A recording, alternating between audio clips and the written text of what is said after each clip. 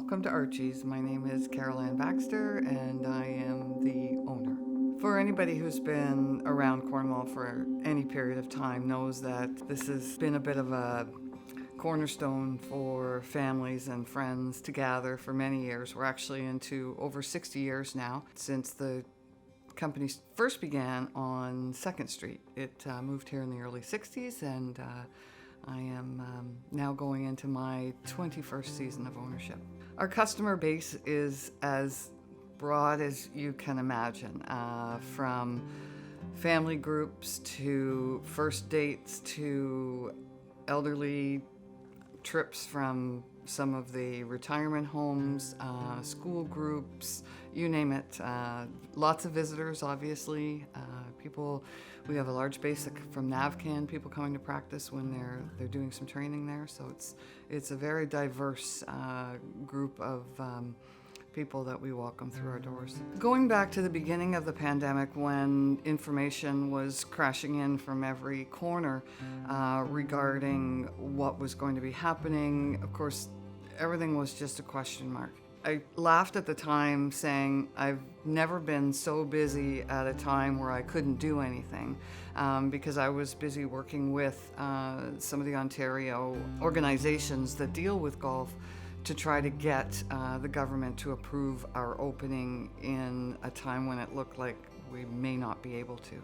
So that was a time of extreme stress, not only from just myself as a business owner, but also representing the PGA in the area and all of my pros that were not knowing what was going on, whether they were going to have a job, whether they were going to be able to return to work. I think the stress was relieved because I was kind of on the inside track with what was going on in the lobbying of the government and was part of the group that actually put together the recommendations to the government on how golf could open safely. And because of that, I always had it in the back of my mind what I was going to have to do as a business owner to ensure that I could comply with all those things that we were recommending be done. The other big piece of the puzzle was the communication. I was in constant communication with other business owners, keeping them up to date, but also asking questions about how certain things would affect them.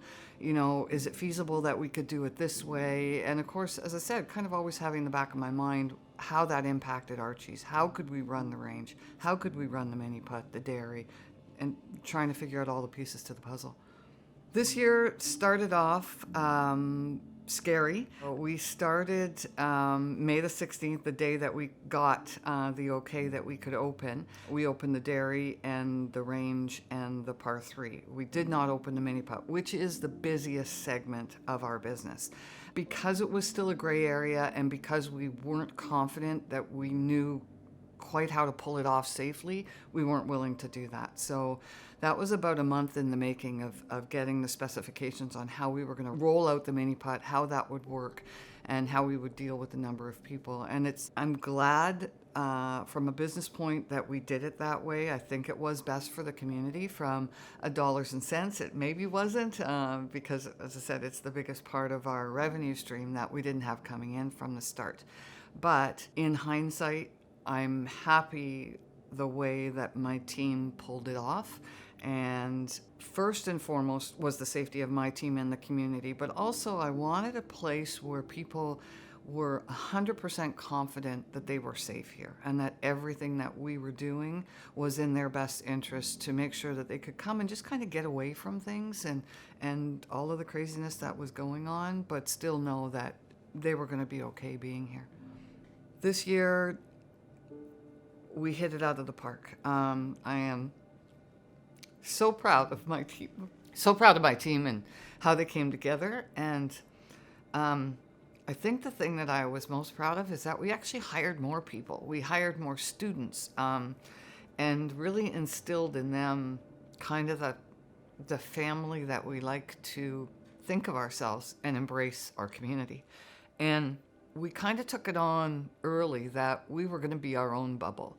And I'm just so proud of everybody and how seriously they took it and how hard they worked.